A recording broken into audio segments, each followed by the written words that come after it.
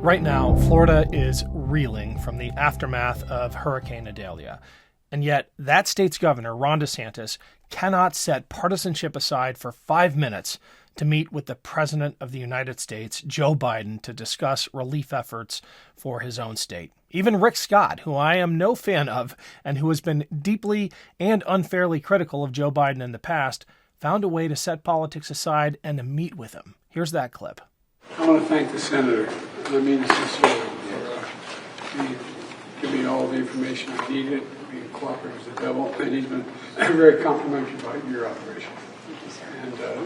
And I appreciate that. And I told him that we're here as long as it takes.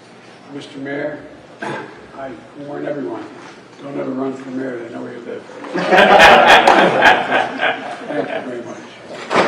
Can I just say something real quick about what the President's done? First off, the President did a great job with the early declaration before the storm hit the coast. That was a big deal. It helped all these first responders. And then how fast you approved through FEMA the individual assistance, the public assistance, and the re-pickup. It's a big deal to every one of these communities. These are not rich communities. These are many of them struggle. And so what the federal government's doing by FEMA being a great partner and the federal government being a great partner is a big deal. And so I want to thank you for doing that very quickly. Yes.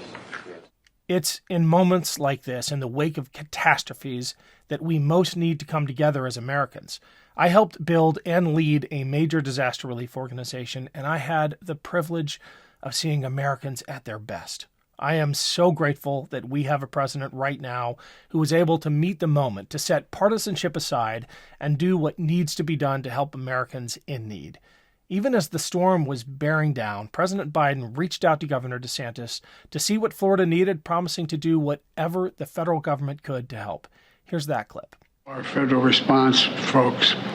And early Monday morning, long before the storm made landfall, I spoke with Governor DeSantis and approved an early request for emergency declaration to enable him to have the full support ahead of time to protect the people's lives in the state of Florida. We surged personnel to Florida to help the state move people quickly to safety and out of a danger zone, and to help the governor and his team to the greatest degree possible in advance of the hurricane's arrival. And I directed the FEMA to redeploy resources, including up to 1,500 personnel and 900 Coast Guard personnel throughout the Southeast. I directed Administrator Criswell to stay in close touch with the governor. She was with me when I was speaking to him as well. And I guess he's maybe tired of hearing both of us, but he seemed like he welcomed it. As a matter of fact, I've asked that she get on the plane and leave for Florida this afternoon. She'll meet with Governor DeSantis tomorrow and begin conducting the federal assessment at my direction. Federal teams on the ground are going to continue to work with the first responders in Florida, Georgia, South Carolina, North Carolina to get people to safety. You've all been reporting this. You've seen it on television. There are a number of rescues already taking place as I walked out of my office a moment ago to begin to recover from the impacts of this storm. I let each governor I spoke with know if there's anything the states need right now, I'm ready to mobilize that support of what they need. And yet, conservative media outlets and right-wing agitators cannot help but use this moment when Americans are suffering to play politics. The Republican National Committee put out this tweet as the storm was battering Florida.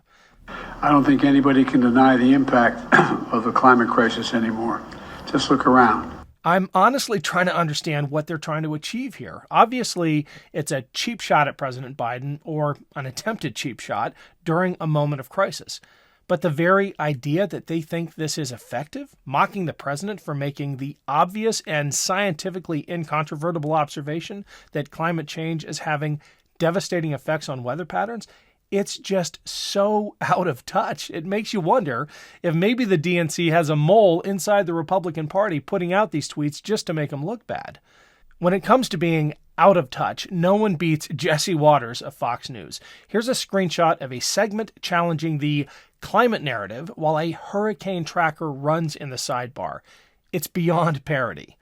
But it's not funny when Americans are suffering. I've seen what hurricanes can do. They don't care if you live in a red or a blue state. The water just keeps rising.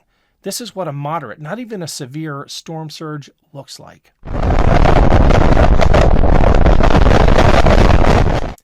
And yet, even as Americans are suffering, the Republican Party and its enablers are making things worse. Here's Peter Doocy from Fox News using his privileged position as a White House correspondent to spread misinformation. And it seems like the hurricane response so far is robust. Did you guys realize that the initial Hawaii wildfire response was not that good? Or is it just easier for people to get help from the White House when the president is not on vacation? So the premise of your question and the way you pose your question, I disagree, just for the record. So if you were to do your reporting and speak to the governor of Hawaii, the senators of Hawaii, the folks on the ground, they would say that the president reacted in record time when it came to dealing with the wildfires, when it came to dealing and making sure that they got everything that they need on the federal level to deal with what was going on the ground. Let's not forget there were more than 600 federal employees on the ground already to assist with the wildfires in Maui. So your question is wrong, is flawed in many, many ways, and I would advise you to go speak to the governor and the local and state officials in Hawaii. Thanks for listening, everyone. I've got a quick break here, but I need a favor first. Shows like this depend on your support. Please, if you can spare 5 seconds, click the link to the podcast version of the show below and leave us a 5-star review. It really does help. Thanks. Staying healthy, especially when you have a family that you want to be able to spend as much time with as possible, is so important. We all have a heartfelt reason to support our blood pressure. In fact, more than half the U.S. population would benefit from blood pressure support. Super Beets Heart Chews are an easy and convenient way to support healthy blood pressure, and they promote heart-healthy energy. Paired with a healthy lifestyle, the antioxidants in Super Beets are clinically shown to be nearly 2 times more effective at promoting normal blood pressure than a healthy lifestyle alone. And with over 30,000 5-star reviews and counting, Super Beets Heart Chews are having their moment. Super Beets Heart Chews are delicious and so much better than any alternative supplement out there. Super Beets Heart Chews are effective and clinically studied. They are the #1 pharmacist-recommended beet brand for cardiovascular health support. It's blood pressure support you can trust. Double your potential with Super Beets Heart Chews. Get a free 30-day supply of Super Beets Heart Chews and 15% off your first order by going to getsuperbeets.com and using promo code BOATS. That's getsuperbeets.com, code BOATS. The good news is that we've got a president who, in moments of crisis, ignores these displays of pettiness and partisanship and gets to work helping Americans. That's what the country deserves.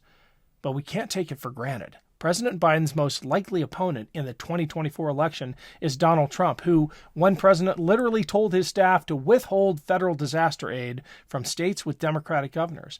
And we can't forget Ron DeSantis, who at this very moment is benefiting from federal support for his state, but voted against that same support being offered in the aftermath of Hurricane Sandy. And right now, as Florida is receiving much-needed federal assistance to aid its recovery efforts, Governor DeSantis is refusing to meet with President Biden. Yet Biden rises above it once again and finds something positive to say about Governor DeSantis. It's hard to hear, but the question that prompts the president's response is about DeSantis' refusal to meet. Here it is. It seems like politics is getting in the way of your blinking response to this crisis. Well, no, I'm not disappointed. He may have had other reasons but he did help us plan this. He sat with FEMA and decided where we should go, where would be the least disruption.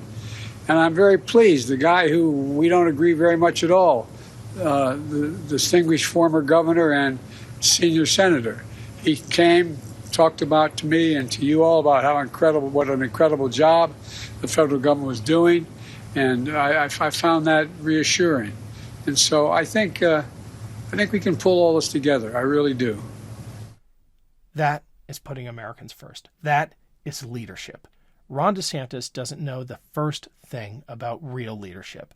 If you cannot set politics aside in the wake of a disaster, you have no business leading this country.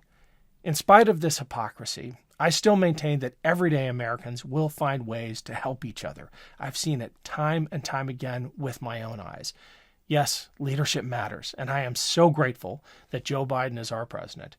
But even in its absence, even in states that lack real leadership, Americans rise to the challenge in moments of crisis.